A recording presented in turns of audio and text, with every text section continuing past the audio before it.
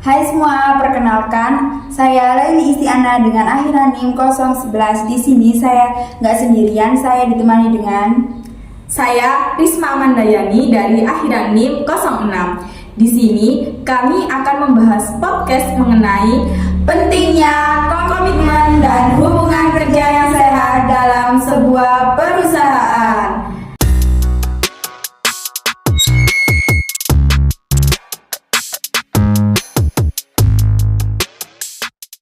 Nah, di sini kami akan membahas salah satu komponen yang ada dalam sosiologi industri, yaitu pentingnya komitmen dan hubungan kerja yang sehat dalam sebuah perusahaan.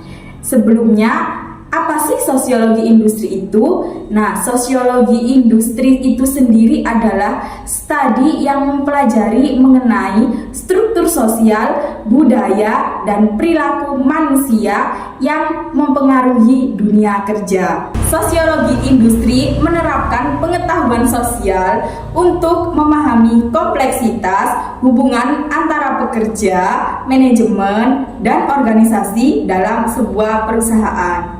Nah, salah satu komponen yang ada dalam sosiologi industri yaitu komitmen dan hubungan kerja yang sehat dalam sebuah perusahaan. Komitmen sendiri adalah dedikasi karyawan yang bekerja untuk sebuah organisasi atau perusahaan.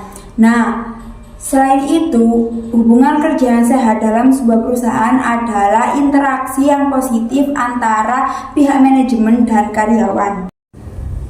Menurutmu penting nggak sih dalam dunia bekerja itu adanya sebuah komitmen dan hubungan yang sehat dalam sebuah perusahaan?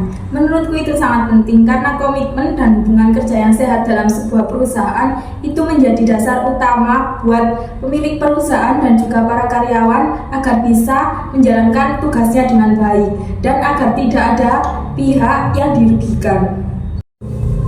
Menurutmu, jika sebuah perusahaan itu tidak memiliki komitmen dan hubungan kerja yang sehat, apa sih yang akan terjadi di dalam perusahaan tersebut?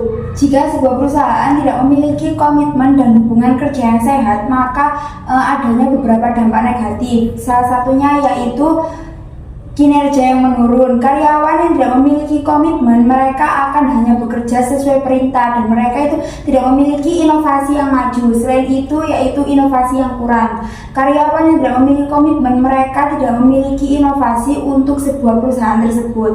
Oh, jadi sebuah komitmen dan hubungan kerja yang sehat dalam perusahaan itu sangat penting ya buat para karyawan dan pengelola perusahaan agar mereka itu bisa saling bekerja sama untuk memajukan sebuah perusahaan tersebut. Iya, sangat penting. Nah, sekarang bagaimana sih caranya agar komitmen dan hubungan kerja yang sehat dalam sebuah perusahaan itu bisa berjalan secara maksimal? Untuk membentuk komitmen dan hubungan kerja yang sehat dalam sebuah perusahaan itu harus dilakukan. Yang pertama itu komunikasi secara terbuka, yaitu seperti mengkomunikasikan tujuan harapan sebuah perusahaan secara transparan. Yang kedua yaitu berkepemimpinan yang baik. Pemimpin harus bisa memberikan contoh kepada karyawannya secara baik. Yang ketiga yaitu pemberian umpan balik.